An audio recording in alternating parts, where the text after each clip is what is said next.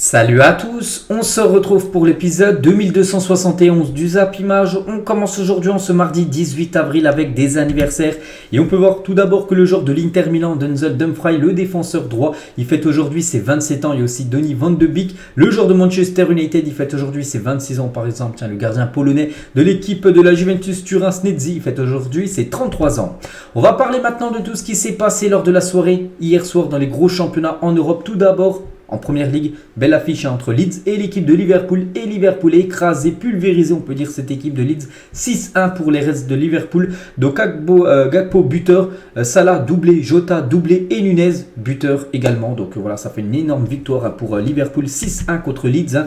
Donc les stats de la partie, Liverpool plus de possession de balle, 74% de possession de balle. Les tirs, c'est pareil, 13 tirs pour les deux équipes. Mais Liverpool beaucoup plus efficace que Leeds. Donc 13 tirs, 7 tirs cadrés, 6 buts. Il y a eu seulement un arrêt de Islan Meslier, vous savez, le gardien français qui goal hier, qui goal du côté de Leeds. Hier, il a vécu vraiment une soirée très compliquée, on peut dire, une soirée cauchemar pour lui, avec quand même 6 buts pris. Il a fait seulement un arrêt, en gros, lors de cette rencontre hier.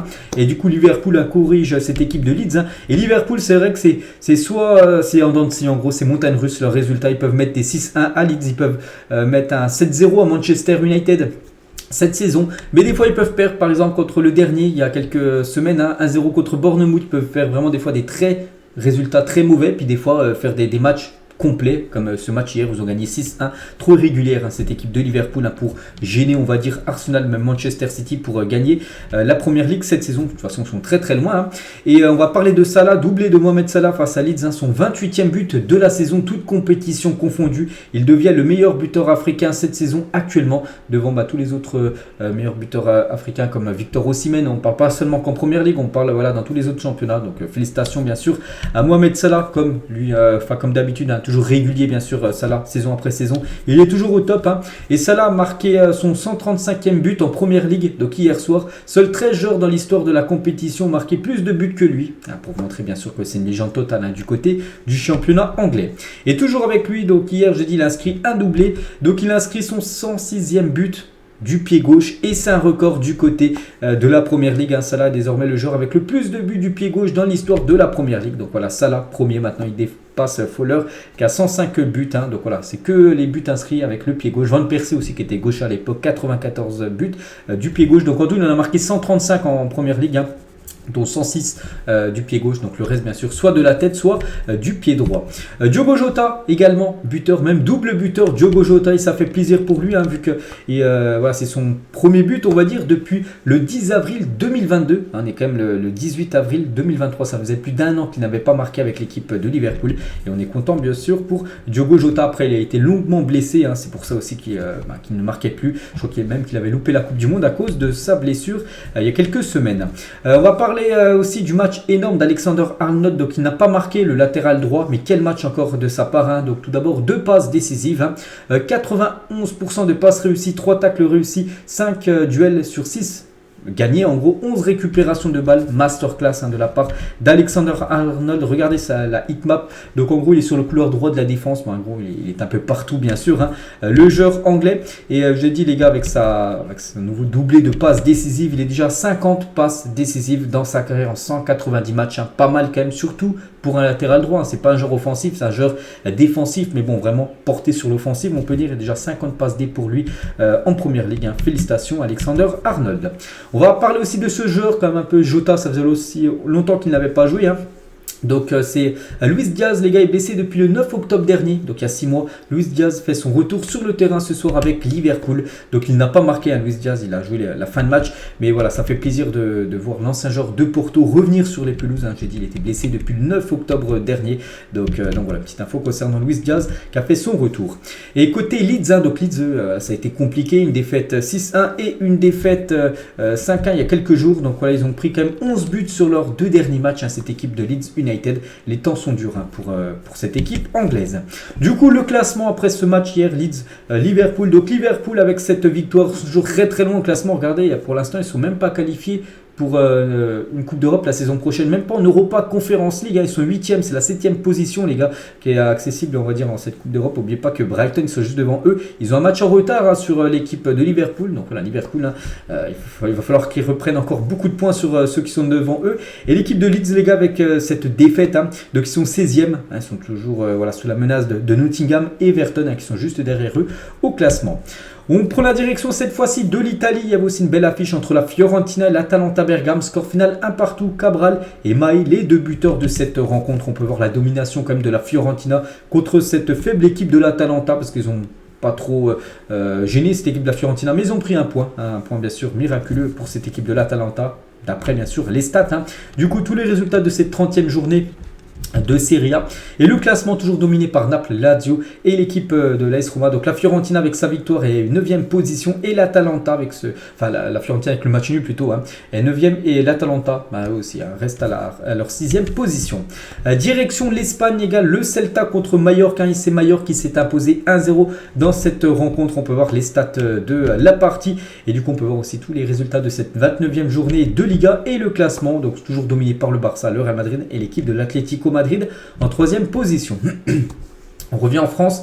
Il y avait un match de Ligue 2 entre Grenoble et l'équipe de l'AS Saint-Etienne. Et Saint-Etienne s'est imposé 2-0. Nkunku et Crasso, les deux buteurs côté AS Saint-Etienne. Donc voilà les stats déjà en faveur bien sûr de l'équipe des Verts actuellement qui est vraiment très très bien. Donc grand pas vers le maintien. Donc voilà, on peut le dire, ils sont quasiment maintenus en Ligue 2. C'était l'objectif du club. Et la saison prochaine, ils ont dit déjà c'est se maintenir cette première année. N'oubliez pas qu'ils avaient commencé avec -3 le championnat. Et la saison prochaine, ça sera d'essayer de retrouver la Ligue 1 dans 2 ans. Et regardez les gars, Saint-Etienne depuis février. Voilà, on peut voir beaucoup de victoires. On peut voir 3 matchs nuls et aucune défaite. C'est pour ça qu'ils ont pris énormément de points.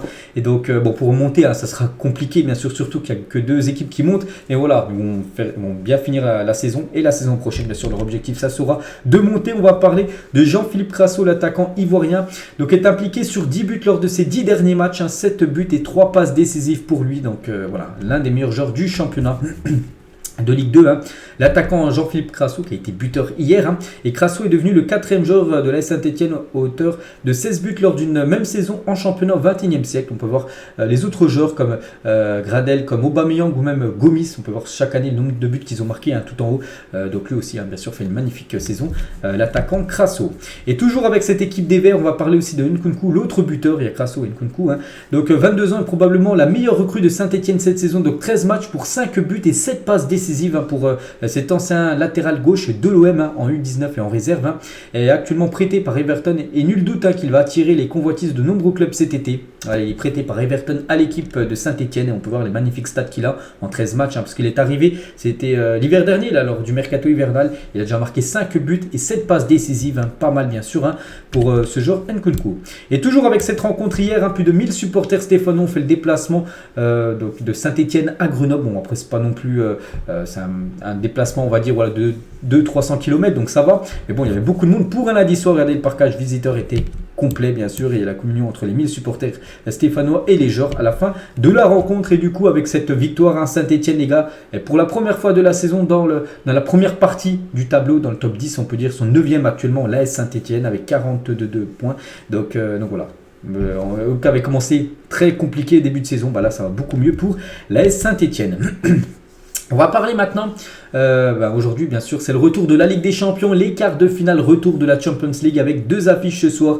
Naples contre l'équipe de Milan, n'oubliez pas que Milan au match aller s'est imposé 1-0, et Chelsea contre le Real Madrid, n'oubliez pas que le Real Madrid au match aller s'est imposé 2-0. Donc ce soir c'est les matchs retour, tout se jouera bien sûr ce soir sur la pelouse de Naples et sur la pelouse de Chelsea pour savoir qui sera les 2 premiers demi-finalistes de cette édition de Ligue des Champions. Et concernant le Real Madrid, donc la une du journal AS aujourd'hui, la terreur de l'Angleterre, avec quelques photos des joueurs du Real Madrid en train de s'entraîner hier sur la pelouse de Stamford Bridge, et la terreur de Stamford Bridge. Donc voilà, ils ont pris pratiquement le même mot, terreur, que ce soit AS ou Marca par rapport bien sûr à cette équipe du Real Madrid.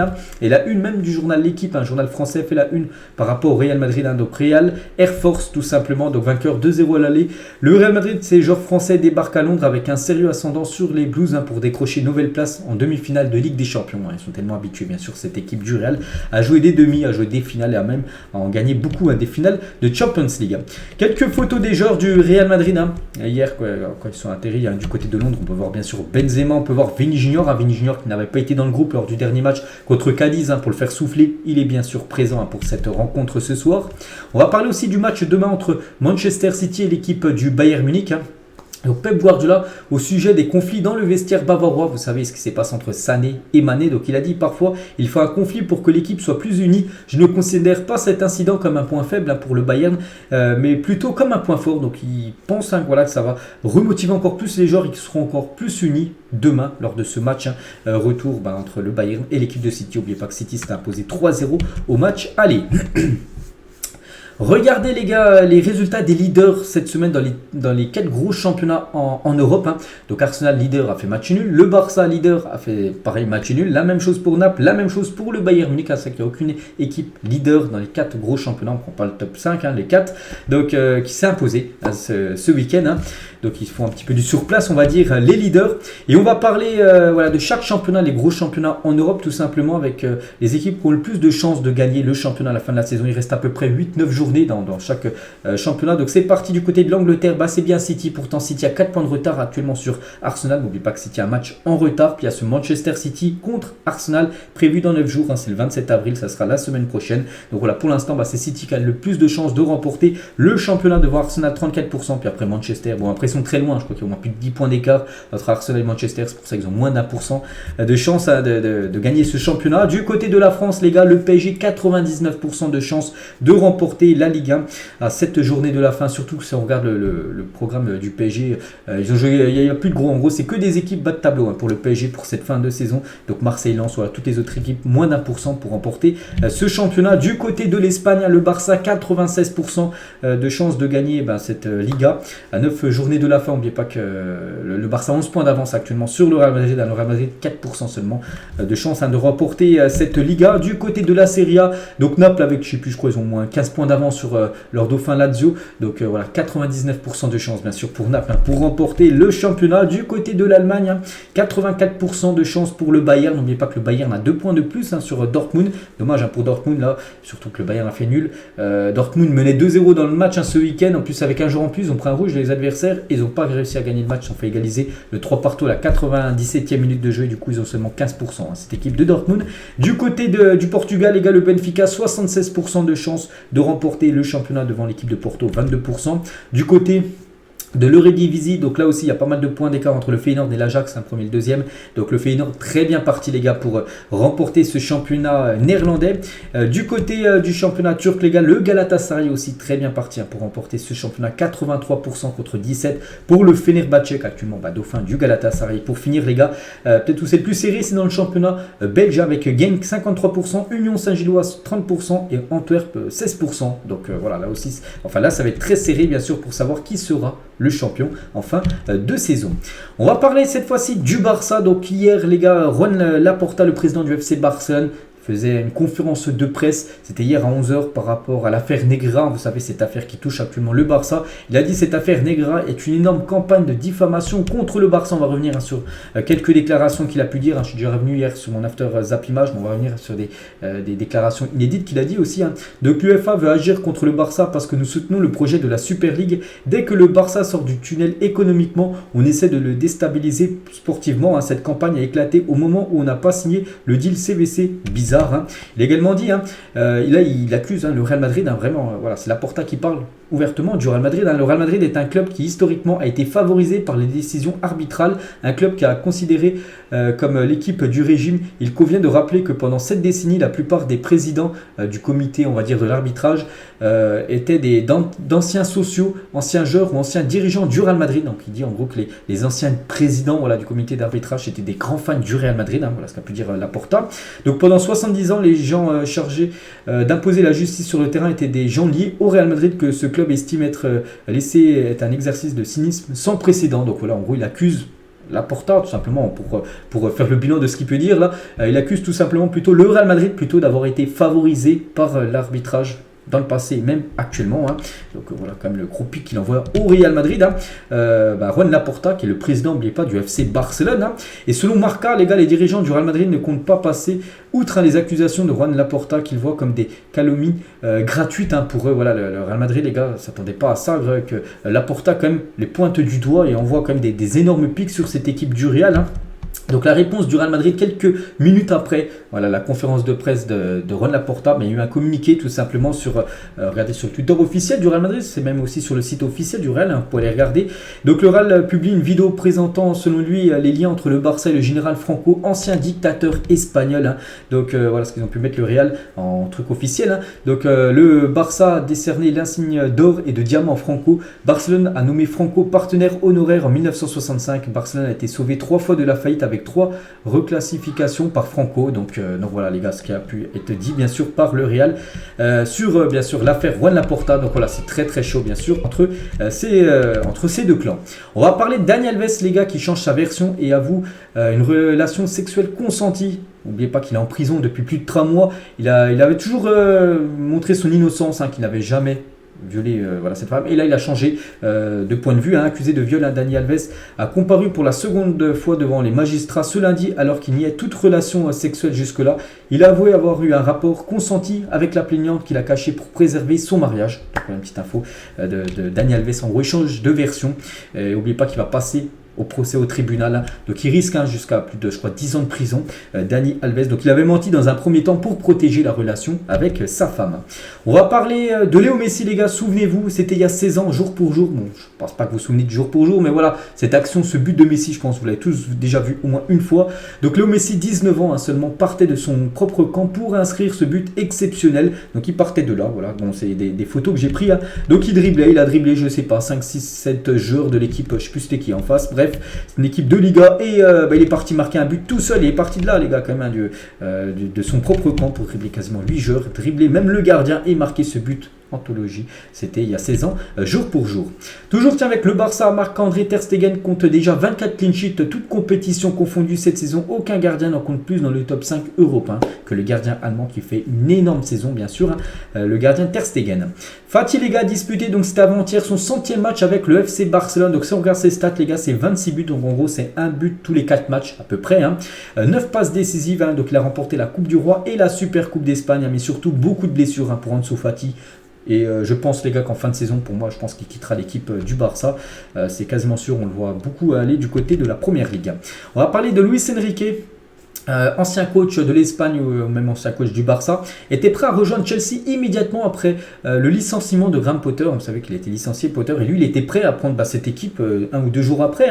Mais la nomination de Frank Lampard comme intérimaire l'aurait frustré, compromettant une future collaboration avec le club londonien. Donc lui il était prêt à prendre cette équipe de Chelsea. Du coup Chelsea a préféré prendre Lampard jusqu'à la fin de la saison en intérim et du coup ça lui a, il n'a pas trop apprécié ça on va dire, Luis Enrique. Et maintenant il veut prendre une équipe, il a dit il veut prendre une équipe et il veut aller en première ligue. Donc maintenant c'est Tottenham les gars qui aurait fait de Luis Enrique sa priorité. Chelsea concurrencerait également les Spurs dans la course à la signature du technicien espagnol. Donc voilà, peut-être Chelsea, peut-être Tottenham, le futur club on va dire de Luis Enrique.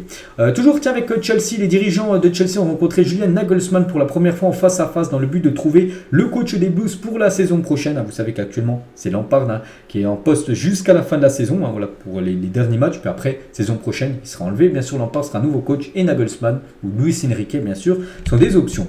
Concernant Mourinho les gars, en cas d'échec avec Carlo Ancelotti du côté de la sélection brésilienne, la sélection brésilienne cible José Mourinho, mais son contrat avec l'AS Roma jusqu'en 2024 pose cependant problème bien sûr. Donc voilà, on sait que le Brésil veut Ancelotti, mais si ça se fait pas, il pourrait peut-être viser plutôt José Mourinho.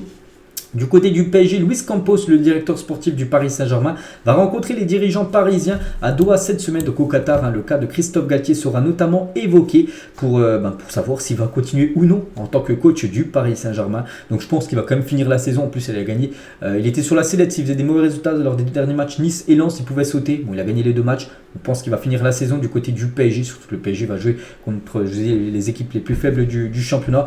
Et en fin de saison, je pense qu'il sera licencié, Christophe Galtier. Mais il n'y a pas que lui, les gars, qui est sur la sellette. Les clubs de Ligue 1 qui devraient changer d'entraîneur cet été, selon Daniel Riolo. Vous savez, c'est le consultant de RMC. Il a dit donc le PSG avec Galtier, avec le coach Lille, le coach de Monaco et le coach de Rennes. Voilà, ces 4 coachs-là. Il y a Paulo Fonseca, il y a Philippe Clément et Bruno Genesio. Donc voilà, ces 4 coachs, avec aussi Galtier, ne sont pas du tout sûrs de rester saison prochaine sur le banc de leur club actuel. Manchester, les gars, United amène la course pour signer Axel Disasi. Manchester City, Chelsea et Tottenham sont également sur le coup pour signer le défenseur français, le défenseur de l'AS Monaco. Donc voilà, peut-être direction pour lui. La première ligue. On va parler de Wilfried Zaha et l'Olympique de Marseille se joint à Arsenal pour tenter de signer Wilfried Zaha qui sera libre en juin prochain. Il ne veut pas continuer du côté de Crystal Palace. Donc l'attaquant de Palace souhaite jouer la Ligue des Champions la saison prochaine. Et c'est pour ça qu'Arsenal, ils vont jouer la Ligue des Champions, ça y a, c'est sûr. Hein. Et l'OM, il y a des chances aussi, actuellement son deuxième de la Ligue 1. Donc c'est pour ça qu'il veut jouer dans une équipe qui va jouer la Ligue des Champions saison prochaine. Donc voilà, il est intéressant parce qu'il sera libre, hein, donc il sera tout simplement gratuit en fin de saison. Jonathan Barnett, l'agent de Camavinga, il a dit qu'il souhaite rester au Real Madrid toute sa vie. Hein, il est très jeune, il a seulement 20 ans, mais il veut faire toute sa carrière du côté du Real Madrid, hein, le joueur Camavinga. Tiens, toujours avec le Real, on va parler de Luka Modric. Un club du Qatar a soumis à Luka Modric une offre alléchante, donc c'est-à-dire un énorme salaire. Hein, mais la priorité du Croate est de rester au Real Madrid. Il s'en fiche un petit peu de l'énorme salaire. Bon, il a déjà beaucoup d'argent, mais voilà, il veut continuer au moins une année de plus, hein, du côté du Real Madrid. Hein. Chelsea devrait vendre Conor Gallagher cet été afin d'équilibrer ses comptes. Hein. Liverpool, Newcastle et le Borussia Dortmund notamment sont intéressés par le joueur de Chelsea, hein, qui joue très très peu. Hein. Il y a tellement de joueurs sous contrat du côté de Chelsea, donc il y en a qui jouent vraiment peu, hein, dont ce joueur, les gars, et on peut voir qu'il pourrait rebondir peut-être en première ligue ou même en Allemagne à Dortmund. Yakin Saïd Madi, 19 ans, défenseur central, a signé son premier contrat pro à l'Olympique de Marseille d'une durée de 3 ans, donc on peut le féliciter bien sûr, et aussi ce jeune joueur, hein, Kubendi, les gars, qui va prolonger ce mardi aujourd'hui son contrat avec l'équipe de Lyon jusqu'en 2027. Montpellier, les gars, s'intéresse à Mohamed Bayo, l'attaquant de Lille, hein, ancien joueur de Clermont. Il pourrait peut-être partir du côté de Montpellier saison prochaine. Hein, l'équipe dans le sud de la France s'intéresse énormément au joueur Mohamed Bayo. On va parler du Real et Manchester City, hein, ont ciblé Alphonso Davids, hein, le défenseur gauche du Bayern Munich. Donc une offre pourrait être formulée dès cet été. Après, ce sera lui de trancher, les gars. Un peu comme Bellingham. Hein, Bellingham, on sait qu'il y a le Real et City qui veulent le recruter. Voilà, c'est un peu la même chose pour Davids, les gars. Il y a le Real et City qui veulent recruter le latéral gauche canadien Alphonso Davids. Ryan Gravenberch veut jouer plus, hein, que ce soit au Bayern ou ailleurs. Hein. C'est vrai que c'est un joueur du Bayern, problème. Hein. C'est qu'il joue très peu, même quasiment jamais. Hein. Donc Liverpool, Arsenal et Manchester United vont rencontrer l'entourage du joueur, hein, pour voir si c'est faisable ou non, bien sûr, un transfert dans une autre équipe. Fares Chaibi n'ira pas à Francfort, hein, c'est un joueur algérien.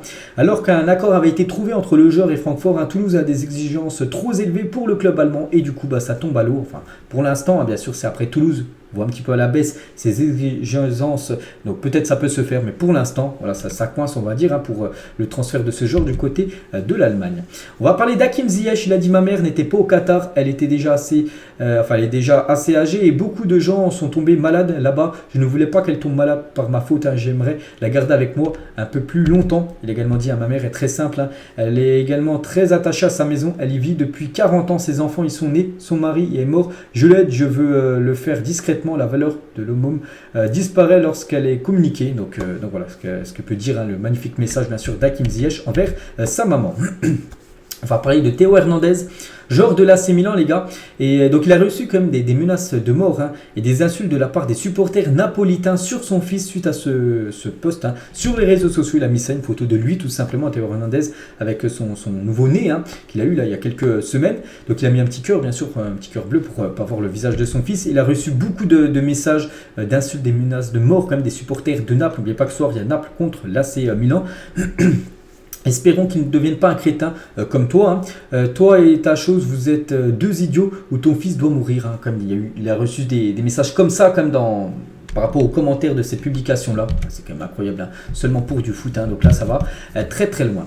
On va parler du Real, les gars, qui possède dans son effectif 5 joueurs qui ont marqué plus de 10 buts cette saison, toutes compétitions confondues, hein. C'est énorme. Donc Benzema, toutes compétitions confondues, il a 26 buts. Vini, 21. Valverde, 12. Rodrigo, José Asensio, qui a marqué ce week-end contre Cadiz. Il vient de passer la barre des 10 buts, toutes compétitions confondues, hein. Comme 5 joueurs. Hein. Je crois que c'est la seule équipe en Europe à avoir plus de 5 joueurs, toutes compétitions confondues, qui ont marqué au moins 10 buts cette saison. Rudiger, il a dit ici à Madrid, la référence pour les défenseurs centraux est Sergio Ramos, mais ma référence pour moi est Pepe, je l'adore, un Pepe aussi très grand. C'est vrai que la charnière avant Ramos, Pepe c'était énorme les deux. Et donc voilà, pour Rudiger, sa référence tout simplement c'est l'ancien défenseur Pepe, genre portugais. On va parler de Fede Valverde, vous savez, Fede Valverde il y a à peu près une dizaine de jours, c'était samedi, bon il y a 10 jours, il a mis un coup de poing plein visage sur Alex Banea. Et du coup, il va passer en commission, il pourrait risquer très très lourd, Valverde pourrait être suspendu entre 4 et 12 matchs. Donc déjà, le verdict, on le connaîtra dans à peu près un mois. Mais bon, s'il est jusqu'à 12 matchs, les gars, ça sera le début de la saison prochaine qui pourrait manquer tout simplement Fede Valverde par rapport à ce coup de poing qu'il a mis aux joueurs de Villarreal. Mathieu Bonnemer, il a dit Presnel Kimpembe est passé pour un con. Voilà. Je pense qu'il veut réveiller les autres joueurs du PSG, mais il est tout seul. Même le stade ne reprend pas la chanson quasiment. Vous savez, le chicoté qu'il a fait à la fin du match contre Lens. Le PSG était stressé avant ce match et ils ont été soulagés après ce chambrage a été mal fait, c'était malaisant. Voilà ce que dit Mathieu Bonnemer par rapport au chant qu'avait fait, on va dire, Presnel Kimpembe en toute fin de match. En parlant de Lens, c'était contre Lens, ça. Donc plus de 9500 demandes d'abonnement en 6 heures pour la saison 2023-2024 au Racing Club de Lens. C'est énorme, c'est déjà pour la saison prochaine. En plus, des abonnés déjà inscrits cette saison. Donc il y a déjà les inscrits cette saison qui vont reprolonger. Là, il y a déjà plus de 9500 autres demandes pour la saison prochaine. Donc voilà, le stade va encore se jouer à guichet fermé, surtout que les supporters savent qu'ils font une magnifique saison, qu'il y aura certainement la Coupe d'Europe, peut-être la Ligue des Champions, donc il y en a beaucoup qui veulent avoir un abonnement. Donc voilà, bien sûr, toujours la ferveur énorme du côté de Lens. En 2011, les gars, l'AC Milan avait choisi de ne pas renouveler le contrat d'Andrea Pirlo car il estimait qu'il était trop vieux. Il avait 32 ans. Bon, 32 ans, je pense encore qu'il peut jouer au niveau, mais l'AC Milan, voilà, si on dit, voilà, il est trop vieux, on ne prolonge pas. Et du coup, l'Italien a ensuite signé gratuitement à la Juventus et a remporté le prix du joueur de l'année en Serie A pendant 3 saisons consécutives. Donc voilà, pour Milan, il était trop vieux. Il est parti à la Juve et 3 années d'affilée, c'est lui qui remporte à chaque fois le meilleur joueur de la Serie A. Donc voilà, là, ils avaient très mal géré le coup, l'équipe de l'AC Milan. On va parler d'Habib Diallo, est en train de réaliser la deuxième meilleure saison de sa carrière avec 15 buts, l'attaquant sénégalais de Strasbourg. Sa meilleure saison était à Metz, où il avait marqué quand même 26 buts en 37 matchs. Je me souviens plus si c'était en Ligue 1 ou Ligue 2, mais bon, voilà, ça reste quand même 26 buts en 37 matchs. Et là, il est déjà à 15 buts cette saison, le joueur Habib Diallo qui réalise aussi une énorme saison. Sofiane Bouffal au sujet du meilleur joueur arabe de l'histoire. Donc il a dit, le joueur marocain, par rapport à ce qu'ils font ces dernières années, je choisirais Salah et Riyad Mahrez. Entre les deux, je choisirais Riyad Mahrez pour lui. Mais actuellement, Mohamed Salah est le meilleur. Voilà, donc actuellement, Salah le meilleur, mais sur l'ensemble de leur carrière, il dit quand même que ce serait Riyad Mahrez, le meilleur joueur arabe de l'histoire du football. Gabriel Jesus n'a jamais perdu le moindre match de Première Ligue dans lequel il a marqué dans toute sa carrière 54 matchs sans défaite pour le Brésilien. Donc voilà un peu le porte-bonheur, on va dire, Gabriel Jesus du côté des Gunners. Kevin De Bruyne a délivré 15 passes décisives minimum pour la 4e saison consécutive. C'est incroyable quand même ce que réalise ce joueur belge. Fabregas est le seul autre joueur à l'avoir fait plus d'une fois, donc voilà, incroyable, voilà, pour vous montrer vraiment la performance énorme de Kevin De Bruyne. Et regardez le top 15 de l'histoire des meilleurs milieux de terrain de Première Ligue selon les internautes de Mailsport. Donc Mailsport, en gros, c'est un site britannique. Et ils ont mis en première position Kevin De Bruyne, les gars, c'est tout simplement le meilleur milieu de l'histoire de la Première Ligue, d'après les votants. Deuxième, Gerrard. Troisième, Lampard. Quatrième, Paul Scholes. Ou même cinquième, Patrick Vieira. On peut voir aussi Yaya Touré, on peut voir David Silva, Roy Keane. N'Golo Kanté tient la 10e position. Makalele tient notre Français à la 12e position. Fernandinho, même Mesut Ozil à la 15e position. Donc voilà, le top 15, on va dire, des meilleurs milieux de terrain d'après les internautes anglais. Cette fois-ci, regardez ce classement, les gars, et Haaland vole dans la course du soulier d'or. Un soulier d'or, en gros, c'est le meilleur buteur dans les championnats en Europe.